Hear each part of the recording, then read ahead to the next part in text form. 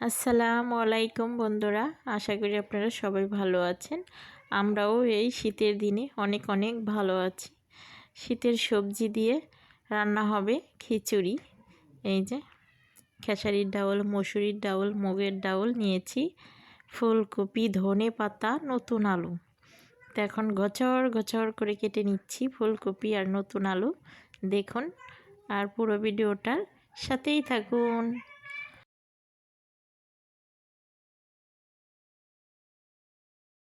ফুলকপিটা কাটা শেষ, এখন দিয়ে দিব নতুন আলু।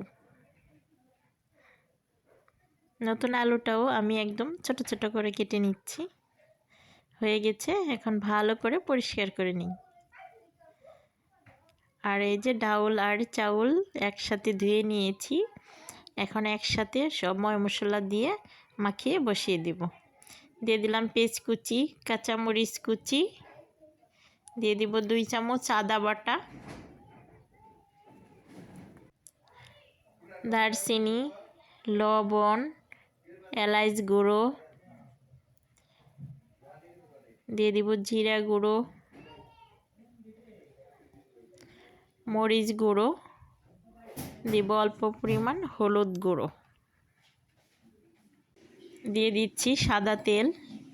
তারপরে ভালো করে মাখিয়ে নিব, মাখিয়ে ওখানে বসিয়ে দিব। আর এই যে চিকেন আর সবজিটা আছে, এখানে চিকেন আর সবজিটাকে ভালো করে তেলে ভেজে নিব হলুদ মরিচ দিয়ে মাখিয়ে।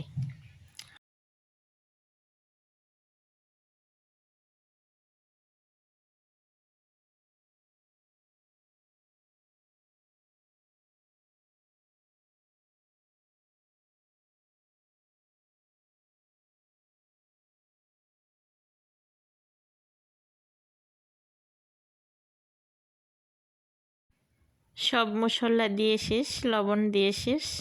এখন ভালো করে উল্টিয়ে পাল্টে চলুন ভেজে নিচ্ছি। এই তো ফ্রাই প্যানে তেলটাও গরম হয়ে গেছে, দিয়ে দিলাম ঢেলে। আর ওই পাশ থেকে বাতাস আসতেছে, তার জন্য ধোঁয়াটা একদম মনে হয় উপরের দিকে আসছে, গরম ভাপের ধোঁয়াটা বের হচ্ছে। তো এখন আমি এটাকে ভালো করে ভেজে তারপরে খিচুড়িতে দিয়ে দেব। চলুন বন্ধুরা খিচুড়িতে দেখি কেমন হয়েছে। এই তো খিচুড়িতে আমি কষিয়ে পানি দিয়ে দিলাম পরিমাণ মতো।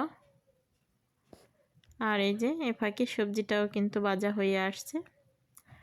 সবজিটা ওই যে ভালো করে ভেজে নিয়েছি, এখন আমি ঢেলে দিচ্ছি। এখন একদম রাইস কুকারে ভালো করে মিশিয়ে ঢাকা দিয়ে রাখবো। তারপরে কিছুক্ষণ পরে আপনাদেরকে দেখাবো। এখন ঢাকা দিয়ে চলে যাচ্ছি।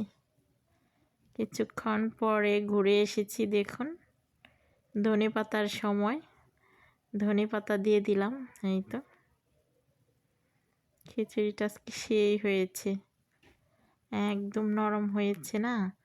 ডাউল চাউল কোনো টানাম রাখিনি আজকে, সব খান খান করে দিয়েছি।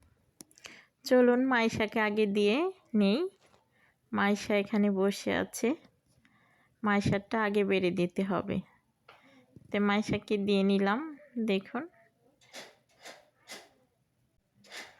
ভিডিও করছে আর বলছে খিচুড়িটা সেই হয়েছে।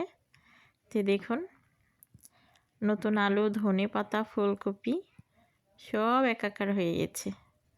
এখন একে একে দিয়ে দিচ্ছি মাইশা দাদাকে, আমাকে, মাইশার জন্য, সবার জন্যই পরিবেশন করে নিচ্ছি আর খেয়ে নিব। আর আমি কিন্তু আচার আর ধনে পাতার ভর্তা দিয়ে খিচুড়িটা খাবো। আচার দিয়ে খেলে খিচুড়িটা আমারটা খুব ভালো লাগে।